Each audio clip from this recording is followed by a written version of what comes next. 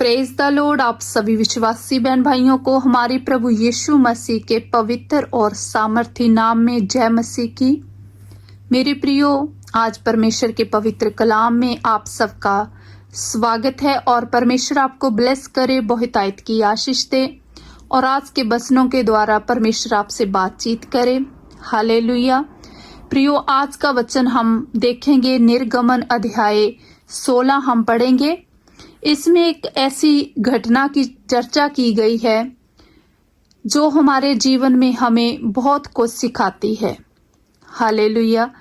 प्रियो, जब इजरायलियों को परमेश्वर पिता ने मूसा के द्वारा मिस्र देश से आजाद करवाया और वहां से वो निकाल के उन्हें मूसा लेकर आया, तो लिखा है कि जब वो जंगल में थे तो उन्हें भूख लगी, वो भूखे हुए, तो वो परमेश्वर पिता यहोवा के विरुद्ध कुड़कुड़ाने लगे, बुड़बुड़ाने लगे।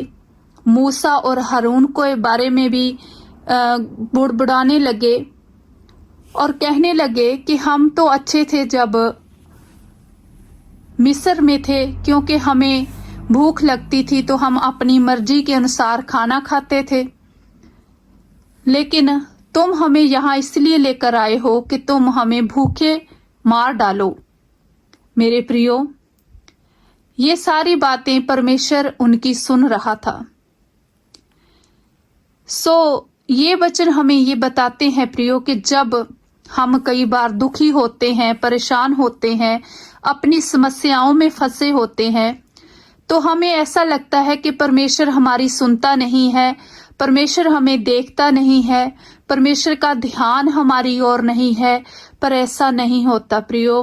परमेश्वर हमेशा, आप दुख में है, सुख में है, जैसे भी हालातों में है, परमेश्वर हमेशा आपको देखता है, सुनता है और आपके बारे में सोचता है और आपकी जरूरतों के अनुसार आपके जीवन में कार्य भी करता है। मेरे प्रियो, परमेश्वर पिता जब मूसा से बात कर रहे थे कि मैं इजरायलियों के लिए खाना भी दूंगा, इनके लिए भोजन का इंतजाम भी करूंगा और मैं इनकी परीक्षा भी लूंगा, मैं देखूंगा कि ये मेरी व्यवस्था पर चलते हैं या नहीं चलते, तो इससे मुझे पता चल जाएगा। तो अगर आप ये वचन देखना चाहते हैं तो आप निर्गमन की पुस्तक अध्याय 16 वचन नंबर 4 पढ़ सकते हैं। तो वहां पे लिखा है, तब यहोवा ने मूसा से कहा, देखो, मैं तुम लोगों के लिए आकाश से भोजन वस्तु बरसाऊंगा और ये लोग प्रतिदिन बाहर जाकर प्रतिदिन का भोजन इकट्ठा करेंगे। इससे मैं उनकी परीक्षा करूंगा कि वह मेरी व्यवस्था पर चलेंगे कि नहीं, और ऐसा होगा कि 6वें दिन वह भोजन अन्य दिनों से दूना होगा। इसीलिए जो कुछ वे उस दिन बटोरें उसे तैयार कर रखें। तब मूसा और हारून ने सारे इजरायलियों से कहा कि परमेश्वर ने, यहोवा ने ये आज्ञा तुम्हें दी है, वो तुम्हारे लिए भोजन का इंतजाम करेगा और परमेश्वर तुम्हें खाने के लिए देगा। तुम्हारी जो बातें हैं, तुम्हारा जो कुड़कुड़ाना है, परमेश्वर ने सुन लिया है। तो मेरे प्रियो, लिखा है, ऐसा हुआ कि जब हारून इजरायलियों की सारी मंडली से ऐसी ही बातें कर रहा था, तो उन्होंने जंगल की ओर दृष्टि करके देखा और उनको यहोवा का तेज बादलों में से दिखाई दिया। तब यहोवा ने मूसा से कहा, इजरायलियों का बुड़बुड़ाना मैंने सुना है। मेरे प्रियो, परमेश्वर हमारी हर बात सुनते हैं। इसीलिए जब भी आप अपने मुख से कोई बात कहें, कुछ बोलें, वो चाहे समा आपके जीवन में दुख का क्यों ना हो, आप परेशान क्यों ना हो, तो बहुत ही सोच समझ कर बोले मेरे प्रियो, क्योंकि परमेश्वर हमारे मुख से निकली हर बात सुनते हैं।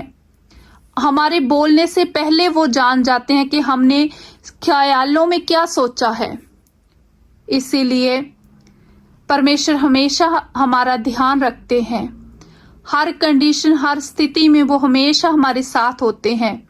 वो हमारे लिए इंतजाम करते हैं, जैसे उन्होंने इजरायलियों के लिए खाने का इंतजाम किया।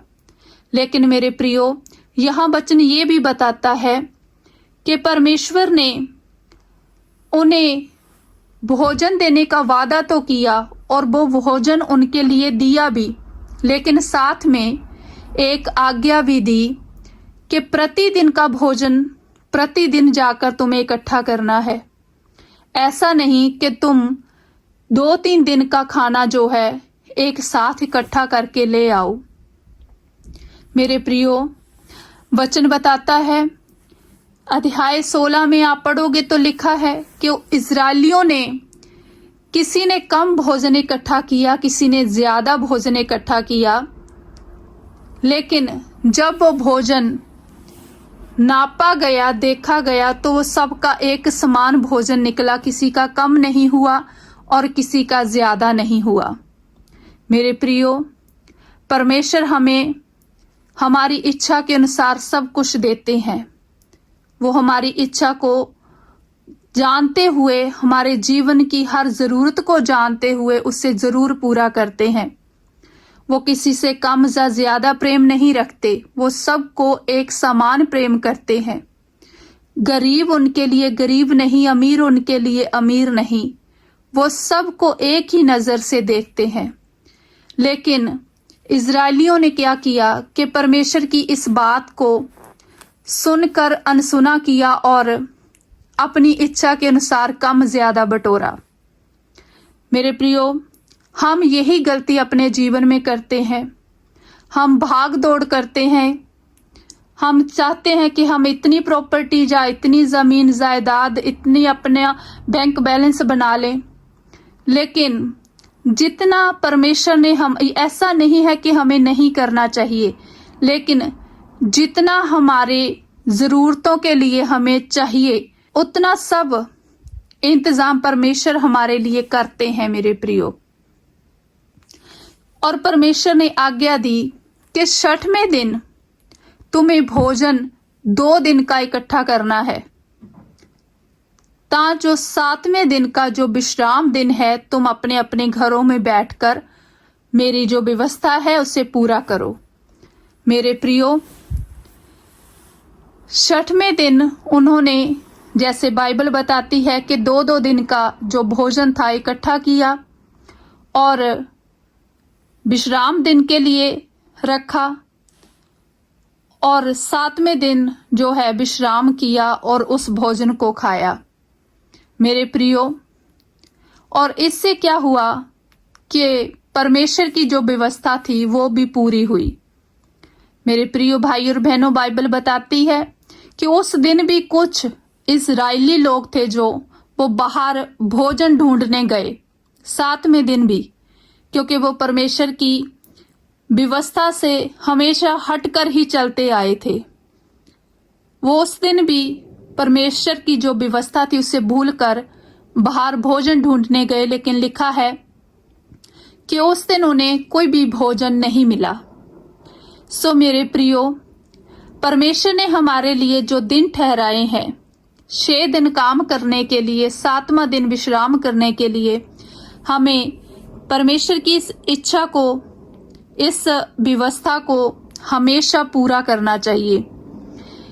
इस व्यवस्था का ये कारण नहीं है कि हम 7वें दिन काम ना करें तो हमारा खाना कहाँ से होगा। देखो प्रियो भाई और बहनों, हम 6 दिन काम करते हैं और परमेश्वर उसमें बरकत दे देता है कि हमारा 7वां दिन भी पूरा हो सके।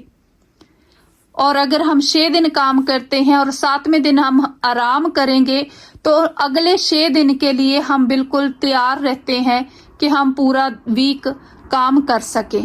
सो मेरे प्रिय भाई और बहनों, परमेश्वर ने सब कुछ सोच समझ कर बनाया है।